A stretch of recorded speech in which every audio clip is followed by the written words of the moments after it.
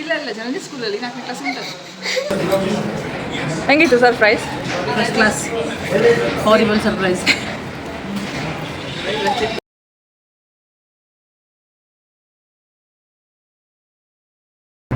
Hi friends, welcome back to my channel. ಎಲ್ಲರೂ ಹೇಗಿದ್ದೀರಾ? ಆರಾಮಾಗಿದ್ದೀರಲ್ವಾ? ನಾನು ಕೂಡ ಸೂಪರ್ ಆಗಿದ್ದೀನಿ. ಇವತ್ತು ನಾನು ಬೆಳಗ್ಗೆನೇ ಲಾಗ್ ಸ್ಟಾರ್ಟ್ ಮಾಡಿದ್ದೀನಿ. 10 ಗಂಟೆ ಆಗ್ತಾ ಇದೆ. ನಾವು ಇವತ್ತು ನಮ್ಮ ಸಿಸ್ಟರ್ ಮನೆಗೆ ಹೋಗ್ತಾ ಇದ್ದೀವಿ, ಹುಬ್ಳಿಗೆ. ತುಂಬಾ ದಿನ ಆಯಿತು ಹೋಗ್ತೇನೆ. ಸೊ ಅವರು ಬಂದರೆ ತುಂಬ ದಿವಸ ಆಯಿತು. ನಾವು ಹೋಗೋದು ಅವ್ರಿಗೆ ಗೊತ್ತಿಲ್ಲ, ಸರ್ಪ್ರೈಸ್ ಆಗಿ ಹೋಗ್ತಾ ಇದ್ದೀವಿ. ನೋಡಬೇಕು ಹೆಂಗಿರುತ್ತೆ ಅಂತ ಇವತ್ತಿನ ದಿವಸ ಎಲ್ಲ. ಸೊ ಆಲ್ಮೋಸ್ಟ್ ಹೊರಟಿದ್ದೀವಿ ಇವಾಗ. ವೆದರ್ ಅಂತೂ ತುಂಬ ಚೆನ್ನಾಗಿದೆ, ಯಾಕೆಂದರೆ ಬಿಸಿಲಿಲ್ಲ. ಬಿಸಿಲಿದ್ರೆ ನಮಗೆ ಗಾಡಿ ಓಡಿಸ್ಲಿಕ್ಕೂ ತ್ರಾಸಾಗ್ತದೆ, ಕುತ್ಕೊಳ್ಳಿಕ್ಕೂ ತ್ರಾಸಾಗ್ತದೆ. ಸೊ ಹಾಗಾಗಿ ಬಿಸಿಲಿಲ್ಲದೆ ಹೋಗಿದ್ದಕ್ಕೆ ಆರಾಮಾಗಿ ಡ್ರೈವ್ ಮಾಡ್ಬೋದು. ನಾವು ಕುತ್ಕೊಂಡವ್ರು ಆರಾಮಾಗಿ ಎಂಜಾಯ್ ಮಾಡ್ಕೊಂಡು ಹೋಗ್ಬೋದು. ಹುಬ್ಳಿ ರೋಡ್ ಅಂತೂ ತುಂಬ ಚೆನ್ನಾಗಿ ಮಾಡಿದ್ದಾರೆ ಇವಾಗ. ಮುಂಚಿನ ಥರ ತುಂಬ ಅಂದರೆ ಎಲ್ಲಿ ಬೇಕಾದಲ್ಲಿ ಹೊಂಡ ಇಲ್ಲ, ಎಲ್ಲ ಫಿಲ್ ಮಾಡಿದ್ದಾರೆ. ಸೊ ಆರಾಮಾಗಿ ಹೋಗ್ಬೋದು. ಫುಲ್ ಗ್ರೀನು, ತುಂಬ ಚೆನ್ನಾಗಿ ಅನಿಸುತ್ತೆ ಹೋಗಲಿಕ್ಕೆ. ನಿಮ್ಗೆ ತೋರಿಸ್ತೀನಿ ಎಷ್ಟು ಒಳ್ಳೆ ಉಂಟಂದರೆ ರೋಡು. ತುಂಬ ಖುಷಿ ಆಗ್ತದೆ ಈ ಸಮಯದಲ್ಲಿ ಟ್ರಾವೆಲ್ ಮಾಡೋಕ್ಕೆ. ಯಾಕಂದರೆ ಆ ಕಡೆ ಈ ಕಡೆ ಫುಲ್ ಗ್ರೀನ್ ಇರುತ್ತೆ, ಮಧ್ಯದಲ್ಲಿ ಬ್ಲ್ಯಾಕ್ ರೋಡು. ತುಂಬ ಖುಷಿ ಆಗುತ್ತೆ ಹೋಗಲಿಕ್ಕೆ. ಸೊ ನೋಡುವ 50 ಸಲ ಹೇಗೆ ಹೋಗುತ್ತೆ, ಸರ್ಪ್ರೈಸ್ ಎಂಟ್ರಿ ಹೆಂಗಿರುತ್ತೆ, ಅವ್ರಿಗೆ ಹೆಂಗೆ ಅನಿಸುತ್ತೆ ಅಂತ. ಬನ್ನಿ. ನೋಡಿದ್ರಲ್ವ ಸ್ನೇಹಿತರೆ, ಎಷ್ಟು ಅದ್ಭುತವಾಗಿದೆ ಅಂತ. ತುಂಬ ಹಸಿರು, ಮಧ್ಯದಲ್ಲಿ ಕಪ್ಪು ರಸ್ತೆ, ಎಷ್ಟೊಂದು ಸುಂದರವಾದ ವಾತಾವರಣ. ಈ ಒಂದು ಪ್ರಕೃತಿಯ ಮಧ್ಯ ಹೋಗಲಿಕ್ಕೆ ನಮಗೆ ಒಂದು ಅದ್ಭುತವಾದ ಅನುಭವ ಅಂತಲೇ ಹೇಳ್ಬೋದು. ತುಂಬಾ ಖುಷಿ ಆಗ್ತಾಯಿತ್ತು. ನಾನಂತೂ ಸಿಕ್ಕಾಪಟ್ಟೆ ಎಂಜಾಯ್ ಮಾಡ್ತಾ ಹೋಗ್ತಾ ಇದ್ದೆ. ಹಾಗೆಯೇ ರಸ್ತೆ ಅಂಚಿಯಲ್ಲಿ ಹುಬ್ಳಿ ರೂಟಲ್ಲಿ ಮಾವಿನ ಹಣ್ಣು ಮತ್ತು ಹಲಸಿನ ಹಣ್ಣು ಈ ಥರದ್ದೆಲ್ಲವೂ ಕೂಡ ಸೇಲಿಗೆ ಇಟ್ಕೊಳ್ತಾರೆ. ಮಾವಿನ ಹಣ್ಣು ಕೂಡ ತುಂಬಾ ಸ್ವೀಟಾಗಿರ್ತದೆ ಅಂತಲೇ ಹೇಳ್ಬೋದು. ನಾವು ಶಾಪಲ್ಲಿ ತೊಗೊಂಡ್ರೆ 1ಕ್ಕೆ 2 ರೇಟ್ ಹೇಳ್ತಾರೆ. ಅದೇ ನಾವು ಈ ಥರ ರಸ್ತೆ ಹಂಚಿಗೆ ತೊಗೊಂಡ್ರೆ ಹೊಲದಲ್ಲಿ ಬೆಳೆದಿರುವಂಥ ನ್ಯಾಚುರಲ್ ಹಣ್ಣನ್ನು ನಮಗೆ ಕೊಡ್ತಾರೆ. ಯಾವುದೇ ರೀತಿಯ ಪೌಡ್ರ್ ಹಾಕಿ ಮಾಡಿರುವಂಥ ಹಣ್ಣಲ್ಲ, ಅವ್ರ ಹೊಲದಲ್ಲೇ ತೆಗೆದಿರುವಂಥ ಹಣ್ಣನ್ನು ಕೊಡ್ತಾರೆ. ತುಂಬ ರುಚಿಯಾಗಿರ್ತದೆ ಅಂತಲೇ ಹೇಳ್ಬೋದು. ನಾನಂತೂ ಸಖತ್ ಎಂಜಾಯ್ ಮಾಡ್ತಾ ಹೋಗ್ತಾ ಇದ್ದೆ. ಇನ್ನೇನು ಸ್ವಲ್ಪ ಹೊತ್ತಿನಲ್ಲೇ ನಾವು ಹುಬ್ಳಿನ ರೀಚ್ ಆದ್ವಿ. ಸೊ ಹುಬ್ಳಿಲೂ ಕೂಡ ರೋಡ್ ಕೆಲಸ ಮಾಡ್ತಾ ಇದ್ದಾರೆ. ಸೊ ಅಲ್ಲಲ್ಲಿ ರೋಡನ್ನ ಹಾಕಿಬಿಟ್ಟಿದ್ದಾರೆ. ಹಾಗಾಗಿ ಒಂದು ಕಡೆ ಒನ್ ವೇ ಇರುತ್ತೆ, ಇನ್ನೊಂದು ಕಡೆ ನೋ ಎಂಟ್ರಿ ಇರುತ್ತೆ. ಸುತ್ತಾಕಿ ರೌಂಡ್ ಆಗಿ ಬರಬೇಕು. ಆದರೆ ವೆದರ್ ಮಾತ್ರ ಸಿಕ್ಕಾಪಟ್ಟೆ ಬಿಸಿಲು, ತುಂಬಾ ಕಷ್ಟ ಆಗ್ತಾಯಿತ್ತು ಅಂತಲೇ ಹೇಳ್ಬೋದು. ಇವಾಗ ನಾವು ರೀಚ್ ಆಗಿದ್ದೀವಿ. ಸೊ ನೋಡಬೇಕು ಶಾಪಲ್ಲಿದ್ದಾರಾ ಅಥವಾ ಮನೆ ಹತ್ರ ಇದ್ದಾರಾ ಅಂತ. ನಾವು ಶಾಪಿಗೆ ಫಸ್ಟ್ ಹೋಗ್ತೀವಿ. ಅಲ್ಲಿ ಇದ್ದರೆ ಅಂತೂ ಆಯಿತು, ಇಲ್ಲಾಂದರೆ ಮನೆ ಹತ್ರ ಹೋಗೋಣ. ಶಾಪಲ್ಲಿದ್ದರೆ ಶಾಪಲ್ಲಿ ಮೀಟ್ ಮಾಡೋಣ ಅಲ್ವಾ? ಸೊ ನಾವು ಬರೋದು ಗೊತ್ತಿಲ್ಲ ಅವನಿಗೆ. ಇನ್ನೇನು ಹತ್ರ ಬರ್ತಾ ಇದ್ದೀವಿ, ಶಾಪ್ ಹತ್ರ. ಸರ್ಪ್ರೈಸ್! ಎಲ್ಲಿ ನೋಡಿದ್ರೆ ಮಾವಿನ ಹಣ್ಣು ಸೀಸನ್ ಅಲ್ವಾ. ಎಷ್ಟು ಮಾವಿನ ಹಣ್ಣು ನೋಡಿದ್ರೆ ತಿನ್ಬೇಕನ್ನಿಸ್ತದೆ, ಆದರೆ ಸ್ವೀಟ್ ಇರೋದಿಲ್ಲ ಅಷ್ಟು ಅಲ್ಲ. ಯಪ್ಪ, ಆದರೆ ಬಿಸಿಲು ಮಾತ್ರ ನಿಜವಾಗ್ಲೂ ಸ್ವಲ್ಪನೂ ಕಡಿಮೆ ಆಗಲಿಲ್ಲ. ಬಿಸಿಲು ಅಂತ ಹೆವಿ ಉಂಟು. ನಮ್ಮ ಸೈಡೇ ಬೆಟ್ರಪ್ಪ, ಇವ್ರ ಸೈಡ್ ಸಿಕ್ಕಾಪಟ್ಟೆ ಬಿಸಿಲು. ಎಷ್ಟು ಮಳೆ ಬಂದ್ರೂ ಒಂಚೂರು ಕೋಲ್ಡ್ ವೆದರ್ ಇಲ್ಲ. ನಾವಿಲ್ಲಿ ಕಾರ್ನ ಸ್ವಲ್ಪ ಹಿಂದೆನೇ ಪಾರ್ಕ್ ಮಾಡಿ ಶಾಪ್ ಹತ್ರ ನಡ್ಕೊಂಡು ಹೋಗ್ತಾ ಇದ್ದೀವಿ. ಶಾಪ್ ಅಂದರೆ ದೂರದಿಂದ ನೋಡಿದ್ವಿ, ಶಾಪ್ ಓಪನ್ ಆಗಿತ್ತು. ಸೊ ಹಾಗಾಗಿ ಶಾಪಲ್ಲೇ ಇರ್ಬೋದು ಅಂಥೇಳಿ ನಾವು ಶಾಪಿಗೆ ಹೋಗ್ತಾ ಇದ್ದೀವಿ. ಬಿಸಿಲಾಗಿರೋದ್ರಿಂದ ಸ್ವಲ್ಪ ಮರದ ಕೆಳಗಡೆ ತಂಪಲಿರಲಿ ಅಂತ ಅಲ್ಲಿ ಗಾಡಿ ಪಾರ್ಕ್ ಮಾಡಿ ಹೋಗ್ತಾ ಇದ್ದೀವಿ. ನೋಡೋಣ ಹೆಂಗಿರುತ್ತೆ ಅಂತ. ಸೊ ನಾವು ಹೋಗಿರೋ ಹೊತ್ತಿಗೆ ಯಾರೂ ಕಸ್ಟಮರ್ ಇರಲಿಲ್ಲ, ಒಬ್ಬರೇ ಇದ್ದರು ಅನಿಸುತ್ತೆ. ಸೊ ಒಳಗಡೆ ಹೋಗಿ ಎಂಟ್ರಿ ಆದರೂ ಕೂಡ ಹೊರಗಡೆ ಇಲ್ಲಿ ಹಾಲಲ್ಲಿ ಕಾಣಿಸ್ತಾನೆ ಇರಲಿಲ್ಲ, ಯಾರೂ ಇರಲಿಲ್ಲ. ಹಾಗಾಗಿ ಒಳಗಡೆ ಇರ್ಬೋದೇನೋ ಅಂಥೇಳಿ ನಾವು ಒಳಗಡೆ ಹೋದರೆ ಒಳಗಡೆ ಕತೆ ನೋಡಿ ಇಲ್ಲಿ ಏನು ಆಗಿದೆ ಅಂತ.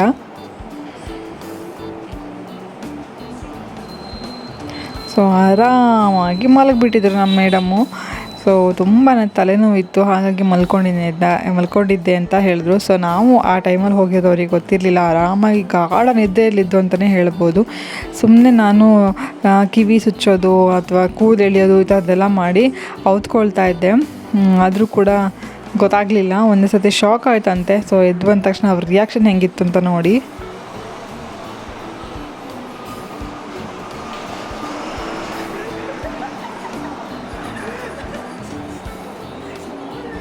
ನೋಡಿದ್ರಲ್ವ, ಸಖತ್ತು ಸರ್ಪ್ರೈಸ್ ಅಂತಲೇ ಹೇಳ್ಬೋದು. ಸೊ ನಾವು ಯಾವುದೇ ಥರ ಬರ್ತೀವಿ ಅಂತೇಳಿ ಯಾವ ರೀತಿಲೂ ಅವಳಿಗೆ ಕೊಟ್ಟಿರಲಿಲ್ಲ.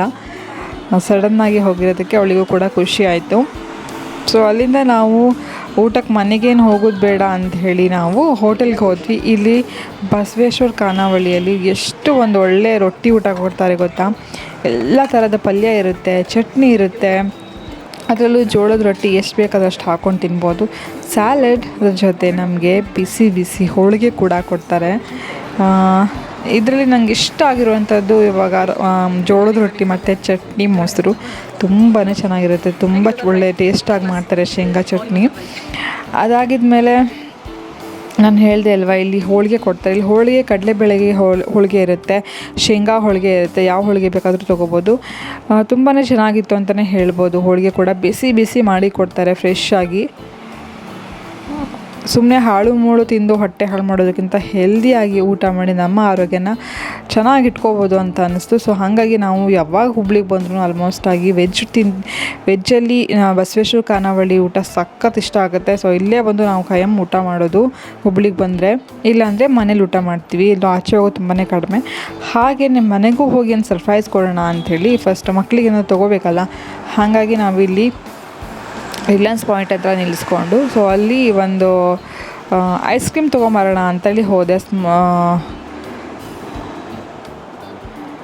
ಸೊ ಒಂದು ಫ್ಯಾಮಿಲಿ ಪ್ಯಾಕ್ನ ತೊಗೊಂಡೆ, ಅಂದರೆ ಎಲ್ಲರೂ ಕೂತ್ಕೊಂಡು ತಿನ್ಬೋದಲ್ಲ, ಹಾಗಾಗಿ.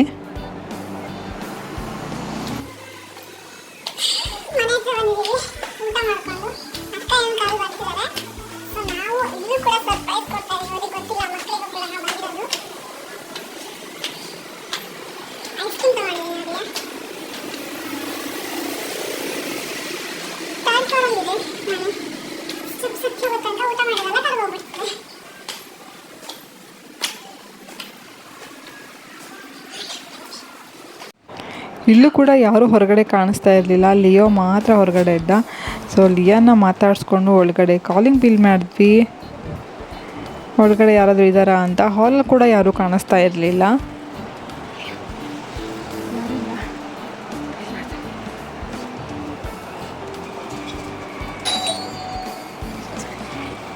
ಆಮೇಲೆ ಸಡನ್ನಾಗಿ ಹೊರಗಡೆ ರಶ್ಮಿ ಬಂದಳು.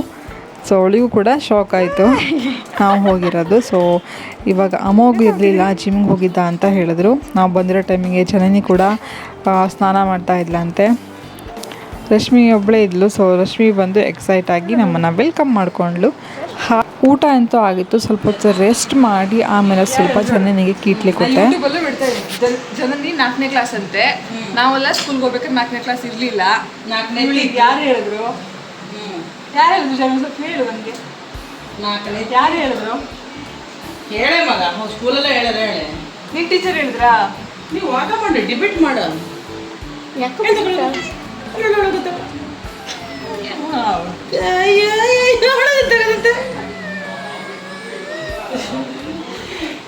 ನಾನು ಹೇಳ್ತಿಲ್ಲ, 4ನೇ ಕ್ಲಾಸ್ ಜನ ಹೋಗ್ತಾರಂತೆ, ಯೂಟ್ಯೂಬ್ ಎಲ್ಲ ಬಿಡ್ತೀರಂತ ಒಳಗತ್ತಲ್ಲ.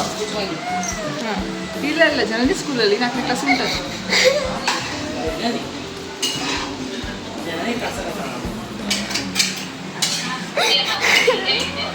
ಸಾಕೆ ರಶ್ಮಿ. ಹಾಗೆ ಜನನಿನ ಕಾಡಿಸಿದ್ದು ಆಯಿತು, ಅಳಿಸಿದ್ದು ಆಯಿತು, ಮುದ್ದಾಡಿದ್ದು ಆಯಿತು. ಹಾಗೆ ಇಲ್ಲಿ ಹೊರಗಡೆ ಇವ್ರ ಬಾಲ್ಕನಿಯಲ್ಲಿ ತುಂಬ ಒಳ್ಳೆ ಗಾಳಿ ಬರ್ತದೆ. ಒಂದು ಆಲದ ಮರ ಇದೆ.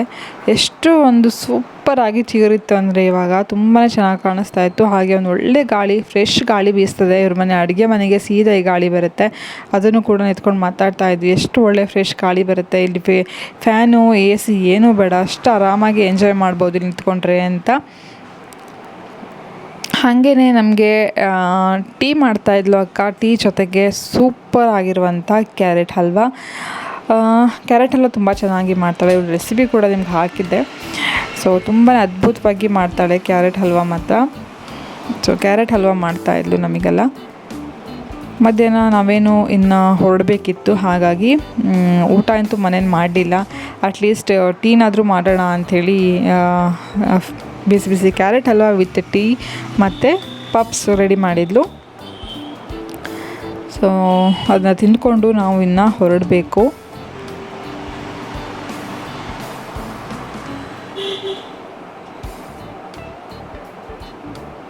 ಸ್ವಲ್ಪ ಸಮಯ ಸಿಕ್ಕಿದ್ರು ಕೂಡ ಅದು ಆ ಒಂದು ಸಮಯದಲ್ಲಿ ಸೂಪರಾಗಿ ಎಂಜಾಯ್ ಮಾಡಿದ್ವಿ, ಸಖತ್ತಾಗಿ ರೆಸ್ಟ್ ಮಾಡಿದ್ವಿ, ಸಖತ್ತಾಗಿ ಗೋಳೈಕೊಂಡ್ವಿ.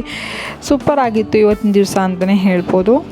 ನೋಡಿದ್ರೆ ಎಮ್ಮಿ ಕ್ಯಾರೆಟ್ ಹಲ್ವಾ ರೆಡಿ ಆಗಿದೆ.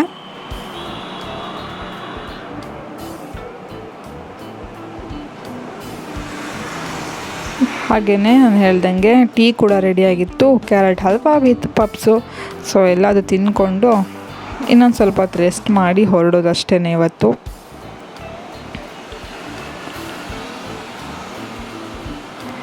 ಪಪ್ಸು ಮನೇಲಿ ಮಾಡಿದ್ದಲ್ಲ, ಬೇಕ್ರಿನ ತೊಗೊಂಡು ಬಂದಿರೋದು. ಅವ್ರ ಮನೆ ಹತ್ರ ನನ್ನ ಬೇಕ್ರಿ ಇದೆ, ಅಲ್ಲಿ ತುಂಬ ಚೆನ್ನಾಗಿ ಎಗ್ ಪಪ್ಸ್ ಸಿಗುತ್ತೆ ಅಂತೇಳಿ ಹೇಳಿದ್ರು. ಸೊ ಹಾಗಾಗಿ ಅಲ್ಲಿಂದ ಎಗ್ ಪಪ್ಸ್ನ ತರಿಸಿದ್ರು. ತುಂಬಾ ಚೆನ್ನಾಗಿತ್ತು. ಕಾಂಬಿನೇಷನ್ ಎಗ್ ಮತ್ತು ಕ್ಯಾರೆಟ್ ಚೆನ್ನಾಗಿರಲಿಲ್ಲ, ಬಟ್ ಆದರೆ ಎಗ್ ಪಫ್ಸು ತುಂಬ ಟೇಸ್ಟಾಗಿರುತ್ತೆ ಅಂತೇಳಿ ತರಿಸಿದ್ಲು. ಕ್ಯಾರೆಟ್ ಹಲ್ವಾ ಮಾತ್ರ ಸಖತ್ತಾಗಿತ್ತು, ಟೇಸ್ಟಿಯಾಗಿತ್ತು ಅಂತಲೇ ಹೇಳ್ಬೋದು. ಸೊ ಅಲ್ಲಿಂದ ಟೀ ಎಲ್ಲ ಕುಡ್ಕೊಂಡು ಆರಾಮಾಗಿ ನಾವು ಮನೆಗೆ ಹೊರಟ್ವಿ. ಅಂದರೆ ಬಿಸಿಲಾಗಿರಲಿಲ್ಲ, ಕರೆಕ್ಟಾಗಿ 5 ಗಂಟೆ ಅಷ್ಟೊತ್ತಿಗೆ. ಮತ್ತೆ ವೆದರ್ ತುಂಬಾ ಚೆನ್ನಾಗಿತ್ತು. ಸೊ ಹೊರಟಿದ್ವಿ. ಇಲ್ಲಿ ನೋಡ್ಬೋದು, ನಾನು ಎದುರುಗಡೆ ಹೋಗ್ತಾರ ಗಾಡೀಲಿ ಎಲ್ಲಂದರೆ ಎಲ್ಲೂ ಜಾಗ ಇಲ್ಲ, ಅಷ್ಟು ಜನ ತುಂಬಿದ್ರು. ಯಾಕೆ ಇಷ್ಟೊಂದೆಲ್ಲ ಕಷ್ಟಪಟ್ಟು ಜರ್ನಿ ಮಾಡಬೇಕಲ್ವ, ಎಲ್ಲಾದರೂ ಅಕಸ್ಮಾತ್ ನಮ್ಮ ಗ್ರಾಚಾರ ಕೆಟ್ಟದೇನಾದರೂ ಅನಾಹುತ ಆದರೆ ಅನುಭವಿಸೋರು ನಾವೇ ಅಲ್ವಾ. ಹಾಗಾಗಿ ಹುಷಾರಾಗಿ ಜರ್ನಿ ಮಾಡಬೇಕು.